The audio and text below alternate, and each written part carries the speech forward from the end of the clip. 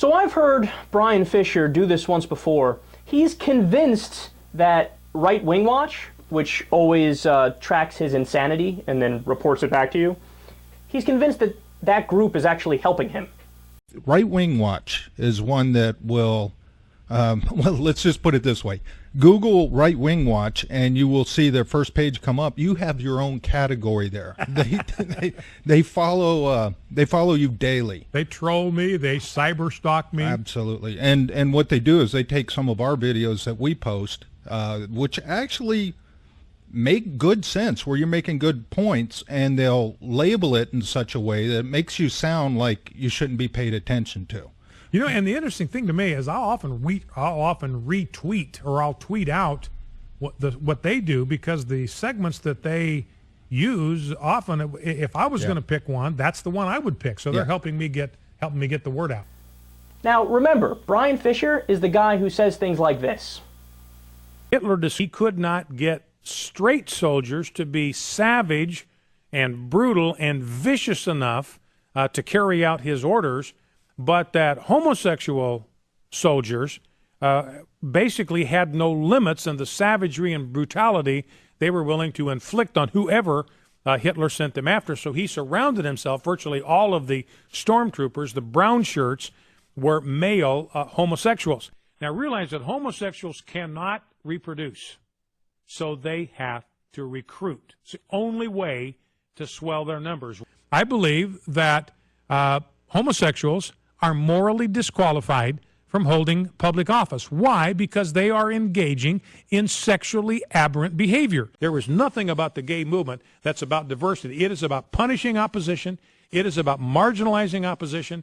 It is about silencing opposition. And if they can't, it's about throwing the opposition into jail. If you say a word of complaint about any homosexual behavior, then you are going to be sent to a re-education camp. I mean, you're going to be sent to some place to get your brain washed and get your mind right on until you are willing to say you support deviant sexual behavior. So again, they're out and proud. I mean, this is a lifestyle of which participants ought to be ashamed. They ought to be embarrassed. I am convinced that the number one group, the number one class of people who are committing hate crimes today are homosexual activists.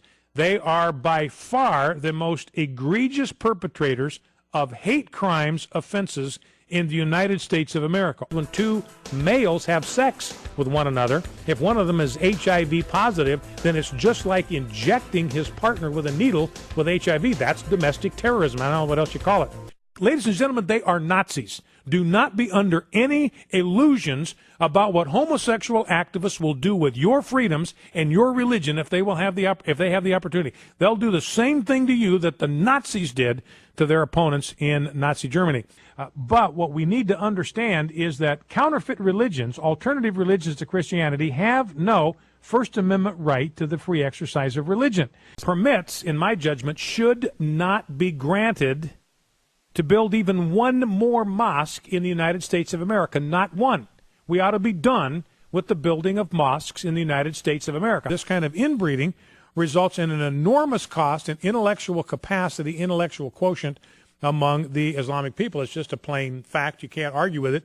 They're like parasites that eventually destroy the life and the health and the body of the host organism. Just eat it alive like a toxic cancer that just eats away at the inside. It's exactly what these MSAs, these Muslim Student Association groups are. The only thing that will give us a shot at building a democracy in an Islamic land is a mass conversion of its people to biblical Christianity. This time, it's Marines and missionaries. Next time, it'll be Marines and missiles. President Obama is half white and half black. Herman Cain is all black. He's authentically black. He is the real black man in the race. That's why President Barack Obama nurtures this hatred for the United States of America, and I believe nurtures a hatred for the white man. And remember, the president's been a fascist. He says, I've been a fascist from day one.